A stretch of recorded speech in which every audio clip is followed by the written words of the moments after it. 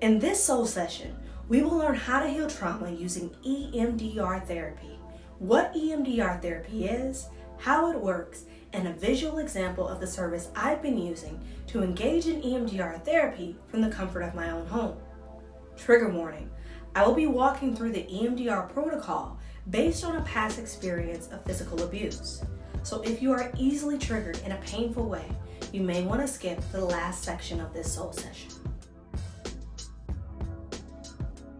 EMDR, eye movement desensitization and reprocessing, is a powerful therapy method that can get you from point A, this traumatic event of the past is triggering me in the present and negatively affecting my future, to point B, this event happened to me in the past, but it does not affect me in the present and it does not define who I am.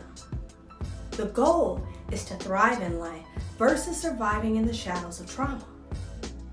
I have used EMDR to transcend a 10-year addiction to alcohol and substances, which was caused by experiencing violence, abuse, abandonment, and reject from early childhood to 27.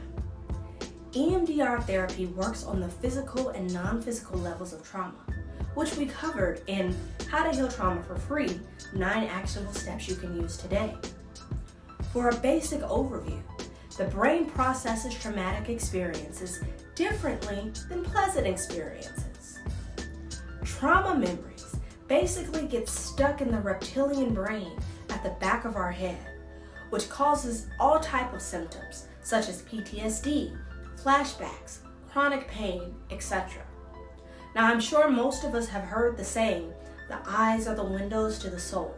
EMDR uses patterns of eye movement along with alternating tones in either ear to access the trauma memory that's stuck in the back of that reptilian brain, desensitize the trigger response of anxiety and fear, and move the memory through the proper processing center that was blocked during the point of trauma.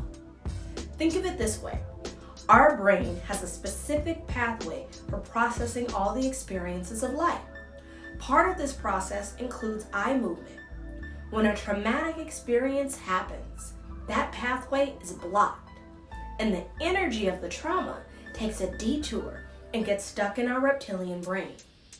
This detour causes a major traffic jam of flashbacks, PTSD, chronic pain, depression, and anxiety. EMDR goes to the traffic jam of trauma, unblocks it, and reroutes it back onto the on-ramp of healing so that we can move on to our desired destination in life. I use virtual EMDR from the comfort of my own home. Virtual EMDR is an online platform that walks you through administering the EMDR protocols for yourself, with protocols for experiences from trauma to addiction and grief, assessments, and grounding exercises. Virtual EMDR has been a game-changing tool for me, especially when it comes to reprogramming what I call hardcore traumas, such as physical abuse. I'm going to walk you through how virtual EMDR works. Trigger warning, I am using an actual experience of physical abuse. I think it's important to be vulnerable and transparent to show how I've used this tool to grow through real life. So, if you are easily triggered, you may want to skip this section and begin an EMDR protocol with a trained, licensed clinical therapist. The only reason why I've chosen to do this by myself is because I have gone through years of therapy and extensive shadow work to where I felt that this was something that I can use as a tool for my own to continue moving forward through this journey. Virtual EMDR online, the platform that I have been using to do EMDR sessions at home. So there are 4 requirements. Of course, you will need an internet connection, a quiet place where you will not be disturbed for at least 20 minutes, a computer or a tablet so that you can see the visual cues going from left to right or up and down, and headphones so that you can listen to the bilateral audio tones, which are the 2 different tones in each of your ears. So now that you have those 4 things, you move forward with the self-guided session. Disclaimer. Whenever I'm doing a session, especially if it's around what I would call a hardcore trauma, which are things like abuse, things of that nature, I make sure that I do it on a day where it's like my own space. I don't have to interact with people, usually on a weekend, and I have a whole process. I do breath work first. I'll take a nice Epsom salt bath with herbs afterwards, just to assist in the shift of mental and emotional energy. So you do the self-guided session.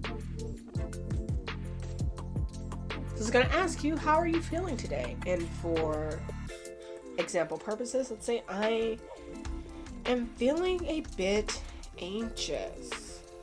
How much time have you set aside for this session? Let's say 20 minutes. Now you can go up to 50 minutes. For beginner basis, I would suggest starting off with a 20-minute session. You definitely will see results after that 20-minute session. And as you go deeper through the experience, you'll see the feelings of anxiety or depression or whatever protocol you're using reduce. So what are the issues prompting a session today?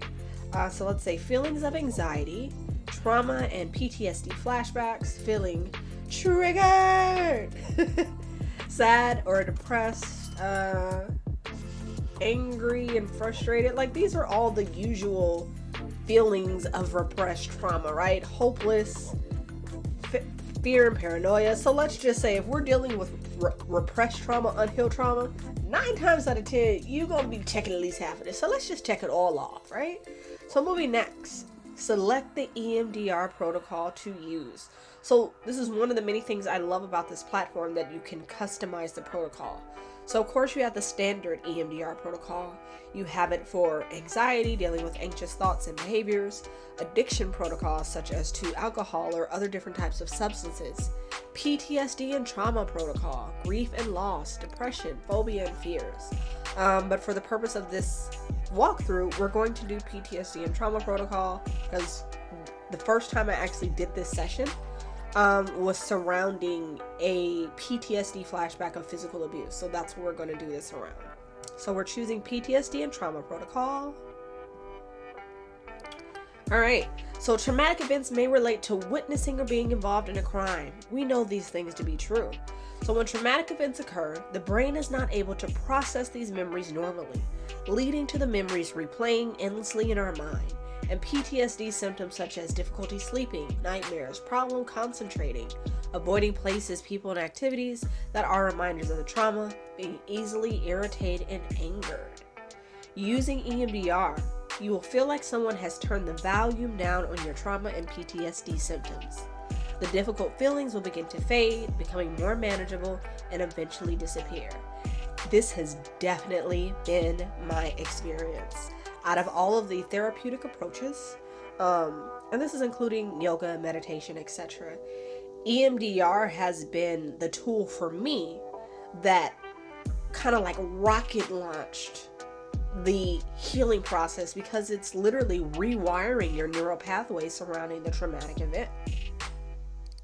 All right, next, choose the type of PTSD and trauma session you would like to do today.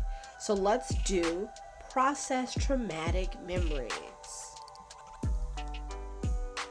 All right, so step 2, we've already done the prep work. We've acknowledged that we were feeling anxious, we were feeling feelings of anxiety, despair, and hopelessness, etc., right? We've selected our protocol of dealing with PTSD traumatic memories. So now we're selecting our target. This is the situation, the experience that you want to reprogram, lower the volume on your traumatic flashback experiences so that you can begin to liberate yourself from the shackles of trauma. So examples of these targets are disturbing memories, disempowering negative thoughts like, I'm not safe, someone's always out to get me, unwanted emotions such as fear and anxiety, unpleasant sensations, think of like the clenching of your body if you get around a certain person or in the area of someone that reminds you of a certain person, and uncontrollable reactions. This can be from rage fits to crying to breaking out in a cold sweat. Everybody experiences and processes challenging life experiences differently. So any of these targets that are causing emotional pains and we want to eliminate from our life, this is what we want to focus on. My suggestion here is focus on whatever's right in front of you. oftentimes the clients that I deal with are dealing with complex PTSD. And when I start them off, it's what is the biggest thing that is caused? What's the one that keeps playing in your mind the most? That's the one that we want to start with.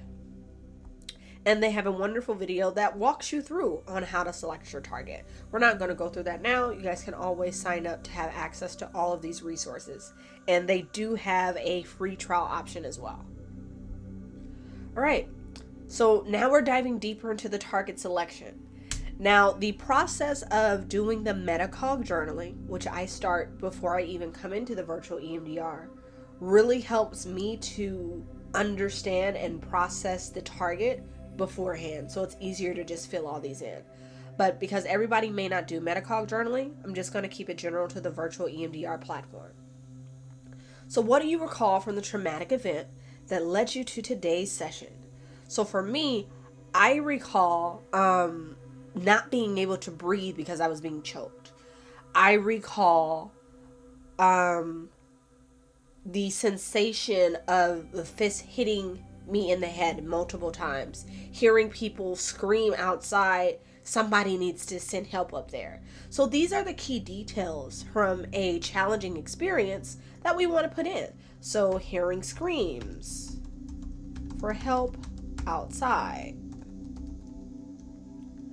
not being able to breathe,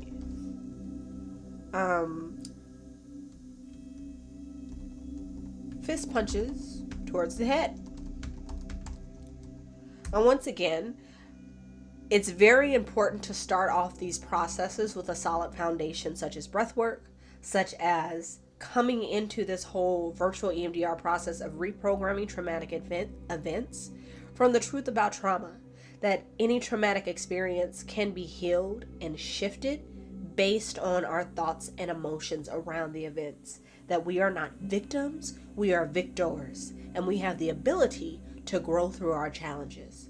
So starting off this process from that mindset and taking back our power really empowers us to get down to the nitty-gritty of what we're releasing.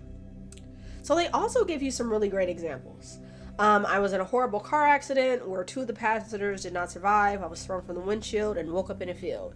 Even after all these years, I get nightmares, flashbacks, and even sometimes actively refuse to drive somewhere. So you see, there are multiple examples here that are what people would want to target and to focus on. We all have a life story and we all have things to grow through. So this is how we identify the target selection and recalling whatever traumatic events that led us to today's session. Let's move on. All right, answer the following questions to add details to your target. Make it as vivid and real as possible. Now, this is why we want to make it vivid and real, because each aspect of that memory is connected to a neural pathway in our brain. And it's constantly getting triggered and activated by forces outside of us that we have no control of. In this session, we are choosing to activate them with the intent of removing them. We're telling our brain, listen, there's some experiences that we had that weren't any joke, but it's time to move on from them. So I'm going to activate you so that I can remove you. That's what we're doing here. So it says close your eyes and visualize the event that has happened. Is there one specific moment or aspect that stands out? Now, this is where, once again, breath work really comes in handy. At any point in time, if this becomes overwhelming, taking in these deep breaths while we're going through this process allows us to move through those emotions and not get stuck. And it's okay if you have to take a break. This is why we set time aside where we're in our own space and we won't be bothered to move through this energy. So for me, the most disturbing moment of the violent attack, it was kind of like I came outside of my body and I just saw myself being attacked, right? So that was the most disturbing moment for me, because it was kind of like I felt helpless. Like I knew that I could get out of that situation, but I knew the actions that I would take to get me out of that situation would cause more drama and issues down the line versus me just taking it at that moment, which caused a whole lot of emotional things. So let's say outer body experience, witnessing myself being attacked, right? All right. It also gives you more examples here that you can fill in. What were the images, sounds, and smells? What were the associated feelings and emotions? So we've got time. Let's do this. Images, sounds, and smells. I'll say smells were the lingering smell of cigarettes.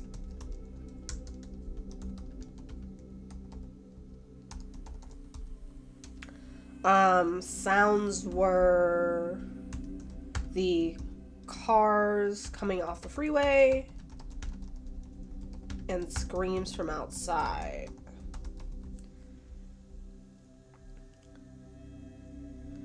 Feelings and emotions that came up when you think of the target. So for me, it was kind of like the dichotomy of I can get out of this situation by protecting and defending myself. And I don't know if I put that disclaimer out there. This abusive event was between myself and my father. So it was literally a situation of, I can take this weapon and defend myself. And I would legally be in every right to do so. But then I'm living with that energy of I basically took my parent out, right? So for me, it was that real black and white, but more of a gray area of like, what do I do in this situation? Do I just take it or do I go ahead and defend myself, right? So there were a lot of strong feelings and emotions. So we'll say overwhelmed. Be nice if I could spell correctly. Haha. Oh no. Okay, there was no autocorrect. No. Overwhelmed. Still didn't get it right. It's okay. Overwhelmed. We just gonna leave it. Rage and anger that it was happening in the first place. I would definitely say disappointment. That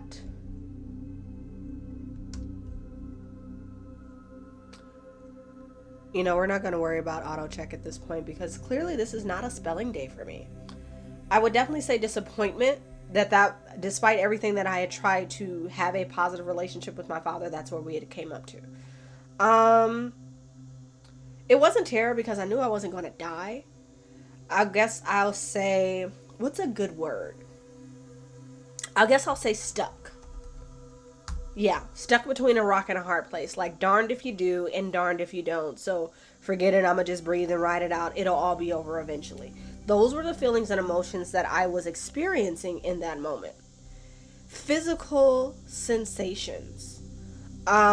Physical sensations were ears ringing as I was hit in the head multiple times. Jaw pain, and most of that was after. When adrenaline is happening, you really don't feel most of what's happening during an experience. At least in my experiences, I haven't. It's always the after effect. All right, so next. All right, so we have described our target, and now we're going to combine all of these answers into a single description that incorporates the key elements of our target. So let's look at an example. I would like to work on the fear when I think about the moment when I saw the other car emerge from the corner of my eye, right before it hit my car, where my baby daughter was sitting. I remember the pain in my legs after the car hit, the sound of the windshield chattering, and the sound of my baby screaming. I didn't know how badly I was hurt, and I thought I was dying right there. So you see, it gives you examples on how to take all of this and put it in a concise sort of format that will help you process during the EMDR session. So let's say I would like to work on the feelings of disappointment in myself for not physically defending myself in an abusive situation. I remember seeing the weapon. I remember having it in hand's reach, but also weighing the pros and cons of eliminating my abuser, who was also my father. And I won't go too deep into this because this was a very deep experience on not defending myself, because my father was the one who taught me how to defend myself in situations like this. He is a ex-special ops veteran, and let's just say from the age of 2 years old, I had interesting training that most other children didn't have. So there was a deep ingrained sense of, you know what to do it, versus you can't do this because this is your parent, this is your father, right? So there was a lot of emotion that I had to grow through, and a lot of peace that I had to come to within myself, that I made the right decision in that time. Because actually, 2 years later, my father and I are actually on peaceful terms. Who would have thought, right? Shows what happens with growth. But there are definitely healthy boundaries there. All right, moving on to next. So rate the level of your emotional distress when you think of the target.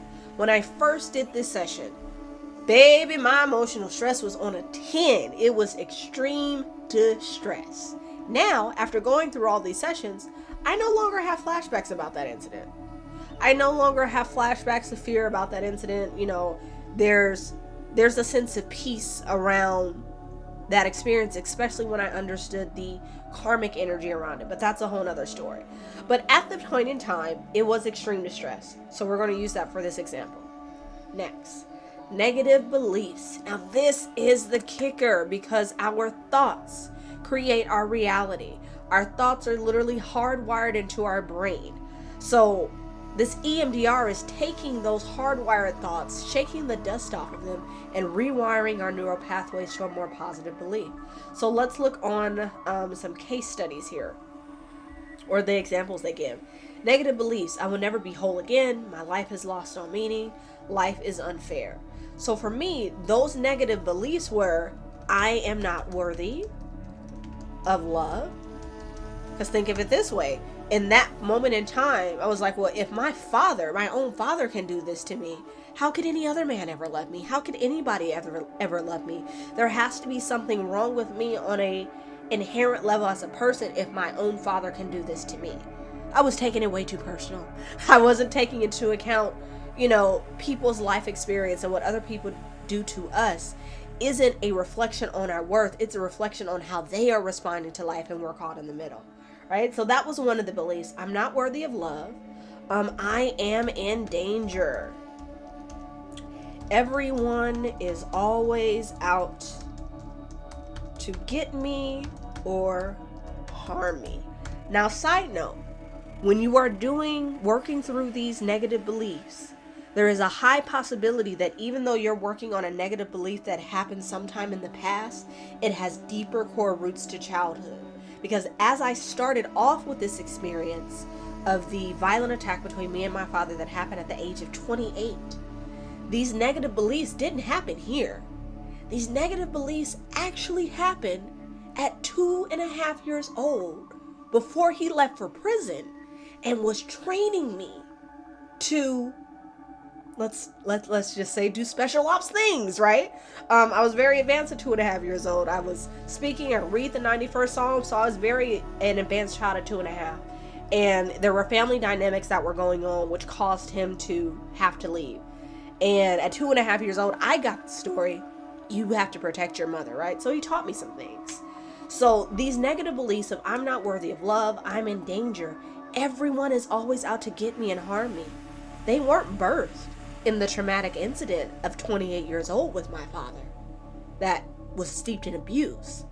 They were actually birthed at 2.5 years old when he was teaching me things in order to protect myself. So it's so interesting how, life dynamics happen, but that's a whole nother soul session. I just wanted to make you guys aware that oftentimes the memories that we start with in our EMDR sessions aren't holding the core root pattern of those negative beliefs. But as we grow through them, we get to the core, we dig up the roots, and that is where the energy of freedom comes from. So let's look at more common negative beliefs. I'm a bad person. I should have known better. I'm weak. I'm shameful. This is an aspect of accountability.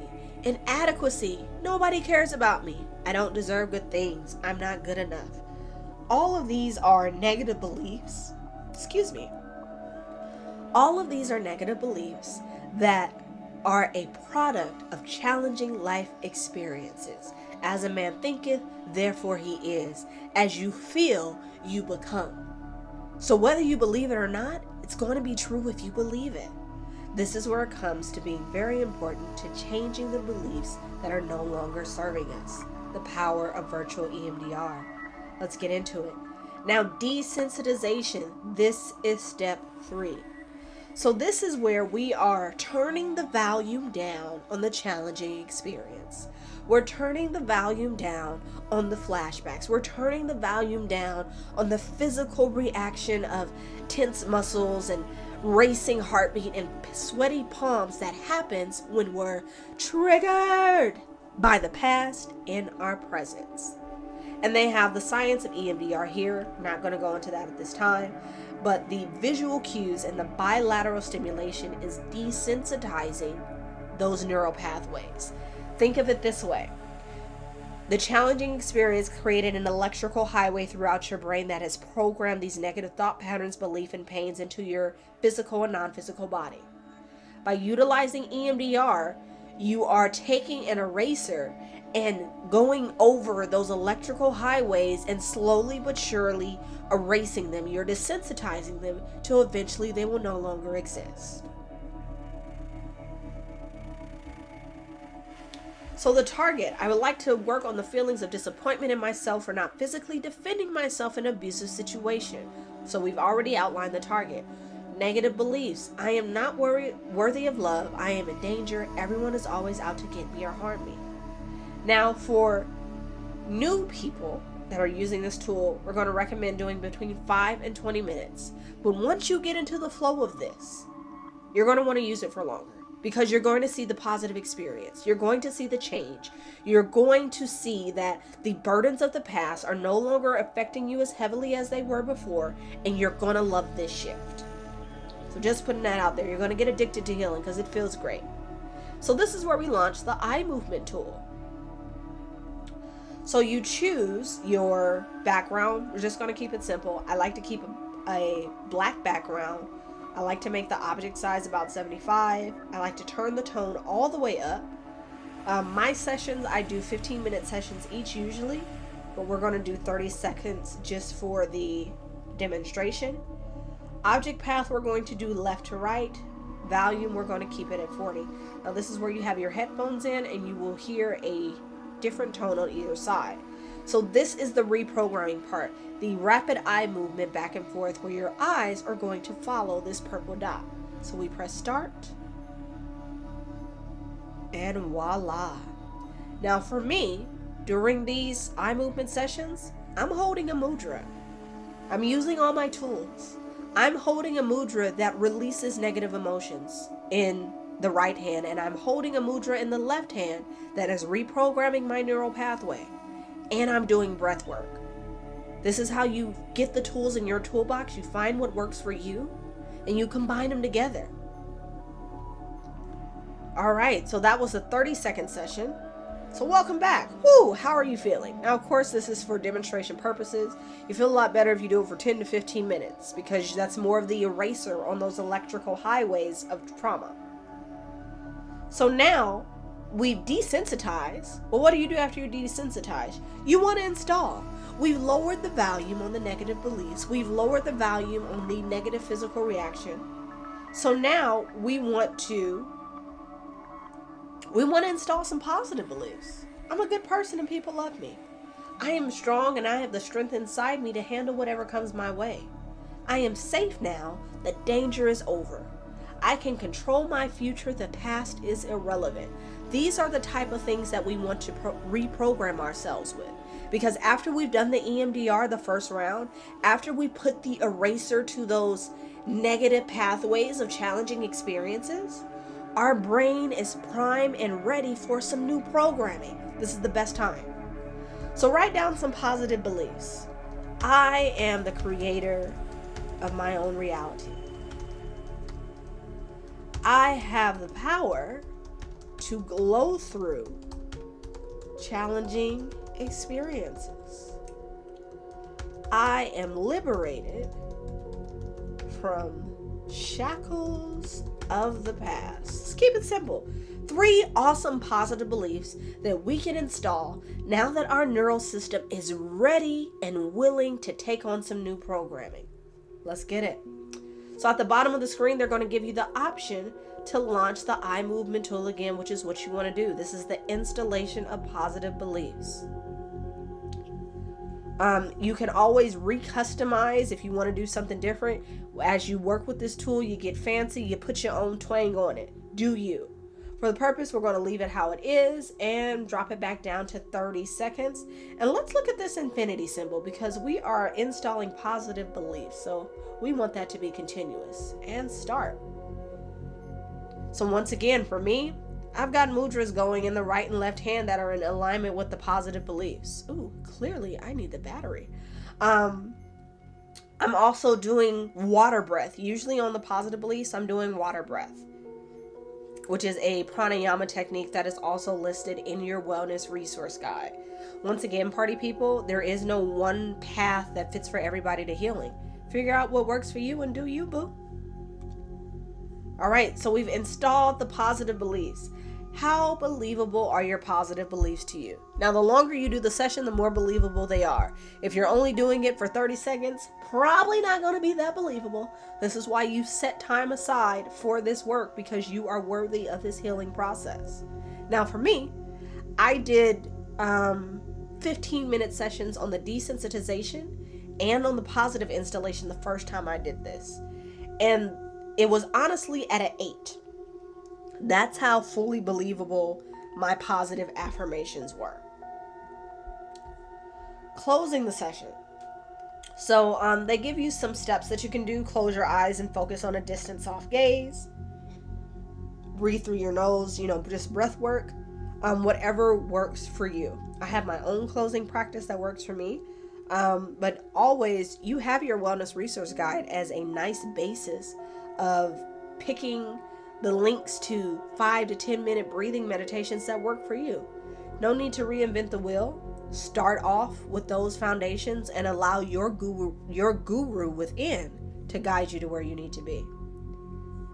So this is where the reflection comes in. What came up during today's session? What did you achieve? What do you want to work on next session? When I first did this session, what came up for me was the fact that my parents did the best that they could with what they had to work with. And oftentimes, when we're dealing with complex transgenerational trauma, what we need from our parents, they do not have the ability to provide. That empowered me to not take it so personal. The actions of him had nothing to do with my worthiness. That was his own trauma playing out, and on a deeper level with some karmic stuff. So now rate your emotional distress when you think of the target. When I first started, it was at a 10, right? After that first session, it was about a 5, a 4.5. That was a huge, level up in a 40-minute session. Click next. Thank you for doing today's session. Voila, you are done. Now, this is the time where after I do this session, I take me a nice hot Epsom bath with some herbs in it, some sage, some rosemary, a good herbal bath that really cleanses and brightens up that aura. And I take my little behind to bed. That is what I do. I do my virtual EMDR before bath time and before bed, and I listen to a binaural beat sleep track that works around the energy that I did the session on. So this session was on dealing with physical abuse from a father. I worked on listening to the root chakra binaural beats for the following week as I did this work. So using all of your tools to get the most benefits out of the work that you're doing. So I really hope that you guys enjoyed this personal walkthrough of how I have been using virtual EMDR. I started with that memory, And I literally wrote down every traumatic experience that I had ever experienced in my 30 years of life. And that's what I've been working on over 6 months. I got the 6 months package because I was very aware that I needed that. So get what works for you. If you don't think that you're ready to do this on your own, please work with a therapist and ask them, do they have access to this technology? And if not, try to find a therapist that offers EMDR. It is life-changing. Woo! Let's just take a deep inhale and exhale. That is virtual EMDR. If you are drawn to this tool and feel like it's something that you need at this point in your journey, I would highly encourage that you invest in it. I purchased the 6-month plus the coaching package, which has given me unlimited access to EMDR sessions over the past 6 months, and a really great coaching session where we laid out the most efficient path of using the tool, which was basically working through every traumatic memory that I've ever had. Which is why I recommend getting the 6-month package and at a minimum 3-month package if you're working through multiple traumatic experiences. Now, if you're working through acute trauma, such as a car accident or a one-time event, well, then you might want to get the 1-month to the 3-month package. That will be a great investment for you. Now, when I do my EMDR sessions, I pretty much use all of the tools from the Wellness Resource Guide. I set aside a specific day and time, especially if it's a really core memory. And I will start off with breathing practices, breath work. I will do some vagal nerve exercises.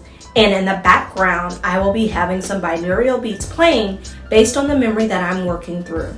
And then I'll go ahead and go through my EMDR sessions. I also use the Metacog journaling method to really get down to the core issues and emotions.